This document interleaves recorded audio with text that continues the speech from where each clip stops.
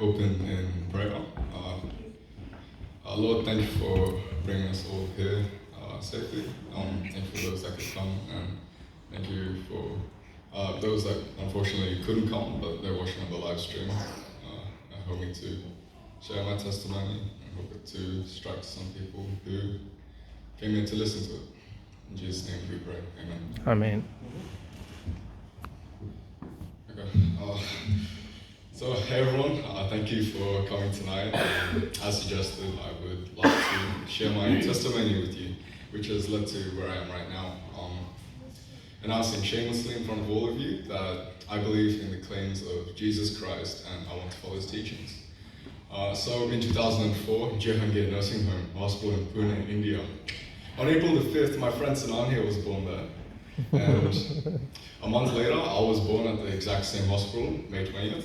I was born into the hands of my mom and dad, who I was a massive pain to, and I believe I still am. So yeah, when I was born, we moved here to Sydney.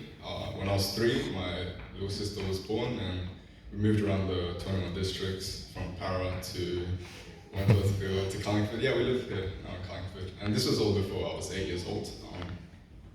At 9 years old, I was brought to this exact building, very different setup, had a renovation somewhere.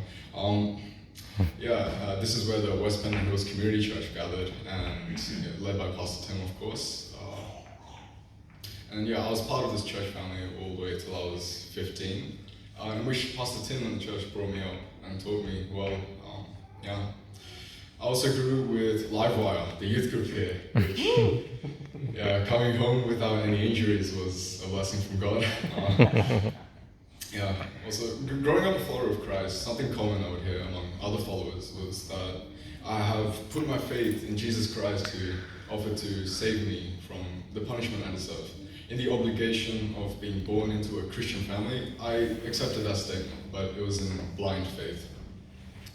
As I progressed through Carlingford High School, specifically Year 10, I developed a fascination for logic and reasoning, which sort of came from science and maths. But I even joined the debate team at school, and more importantly, our school's most successful mock trial team. Right, sitting right there, some of them. Supposed to be more. There's supposed to be more, but they all couldn't come here. They're watching the live stream, pretty sure. So these boys here, they became my family at school, and I stuck very close to them, regardless of the collective stupidity that exponentially grew every day. We had so much in common, the subjects we did, sports we played, the topics we talked about, and more obviously we were all Indian. But despite these similarities, we split parts at what's most important, our beliefs on truth. Being the only follower of Christ with my friend Arvin, out of all the boys, I was convinced that my blind faith would collapse at the slightest push if our ideas of truth ever came to question. Whether they know it or not, they encouraged me onto a path of skepticism towards my own beliefs, like my own learnings from Jesus Christ.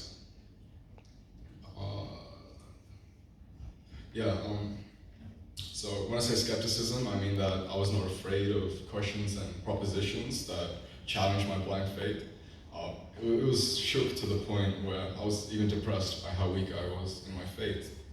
But in the pursuit of truth, which I highly encourage everyone here to do, because there's nothing better to do but pursue truth, obviously. I took on these questions and propositions for months and years through the study of the eyewitness records of Matthew, Mark, Luke, and John, records of those who walked beside Jesus Christ.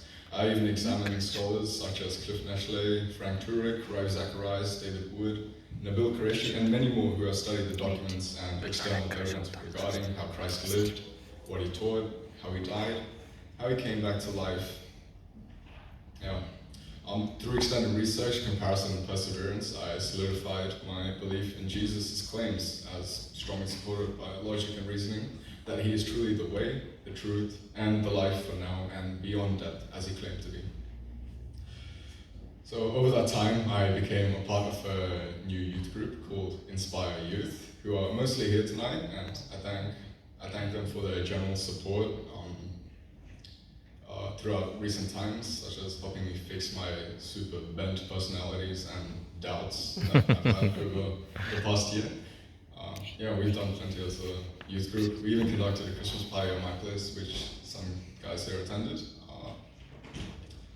Yeah, and thanks to them, thanks to the youth group, I see myself growing in faith every day. But thinking back, I could see that God was helping me since the start. Even being born in such a blessed family was something that I'm grateful for to God. Even to today, I would rely on Him for the smallest of actions. I remember there was a period in my life where I'd just week in, week out play a football match. I'd always lose the shin pads in the morning, look everywhere. But my last resort was like a small prayer where, where that popped a place in my head, which I haven't checked, and there my shin pads were in broad daylight. Like, this happened week by week. I also relied on Him for greater things. Psalms 46:10, a line from King David's song states, "Be still and know that I am God. I will be exalted among the nations. I will be exalted in the earth." Ever since hearing these words, it took more than a couple bad exams to get me concerned about my future. Instead, I was strong and resilient, knowing that my eternal future, the actual future I should be worrying about, is secure, as God is in control. The best part of this verse is that later I learned that another friend of mine found the exact same verse significant in her life too. Before finding about this verse, I actually bought Hillsong's album, There Is More, of which the fifth track goes like this.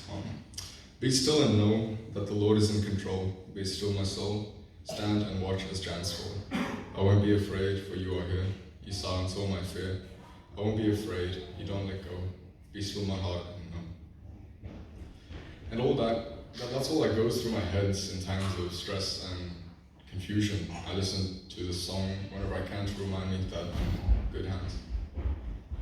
Now, another thing I heard growing up a Christian was to repent from my sins, which I understand and I agree. I'm filled with sin. I used what God gifted me to rebel against Him, whether it be to swear, lie, and hurt with a God-given mouth, to fight and steal with God-given hands, or even to lust and hate with a God-given mind. I've done all these on a daily. My friends here can confirm.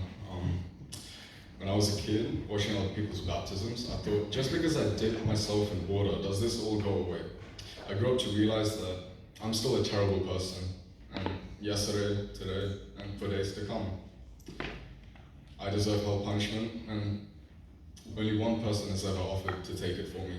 And tonight I announce that I accept that offer, and I'd like to follow Him. I'd like to thank all of you here for accepting tonight's invite. And thank you, family across the world, as well as others who could not be with us tonight, watching the live stream. Thank you.